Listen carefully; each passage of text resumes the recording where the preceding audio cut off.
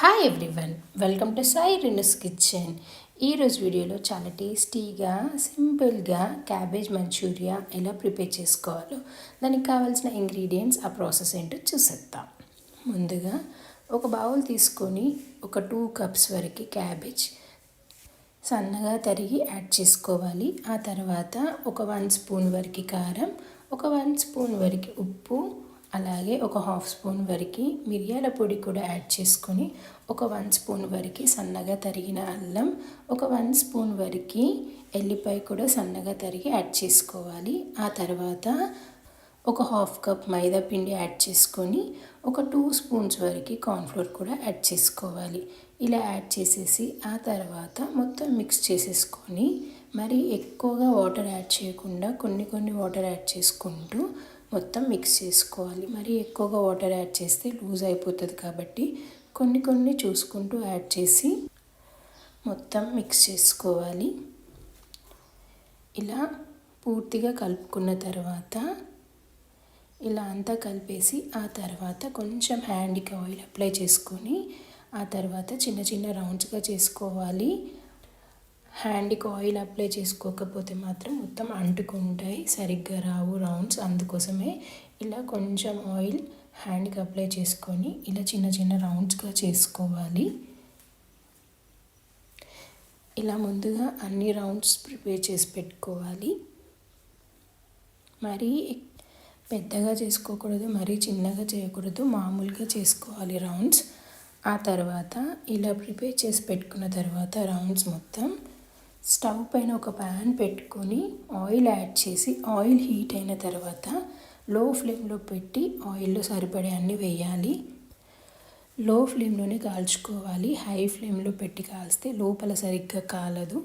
అందుకోసమే లో ఫ్లేమ్లో పెట్టి కాల్చుకోవాలి.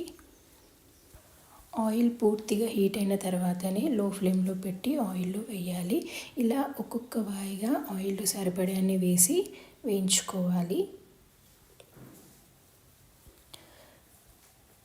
కొంచెం కాలిన తర్వాత తిప్పేసుకోవాలి.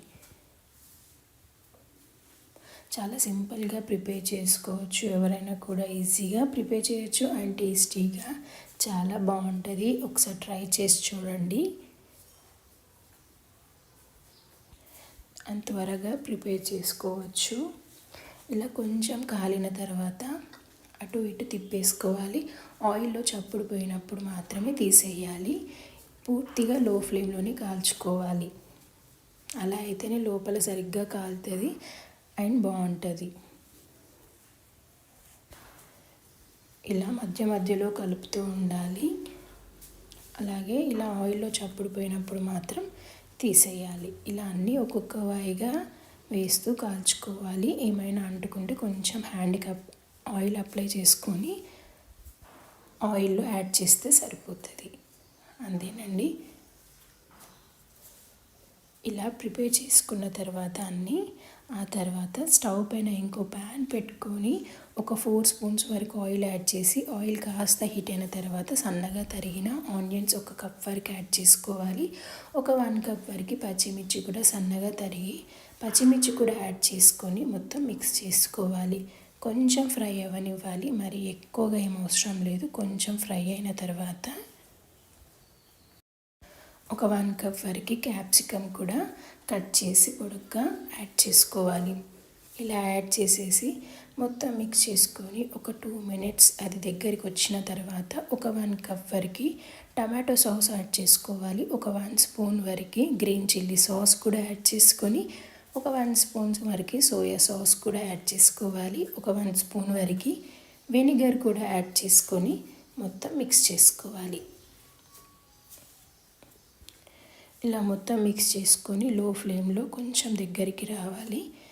దగ్గరికి వచ్చేంతవరకు కుక్ అవ్వనివ్వాలి. ఆ తర్వాత ఒక 1 స్పూన్ వరకు కారం, ఒక 1 స్పూన్ వరకు సాల్ట్ కూడా యాడ్ చేసి పూర్తిగా మిక్స్ చేసుకోవాలి.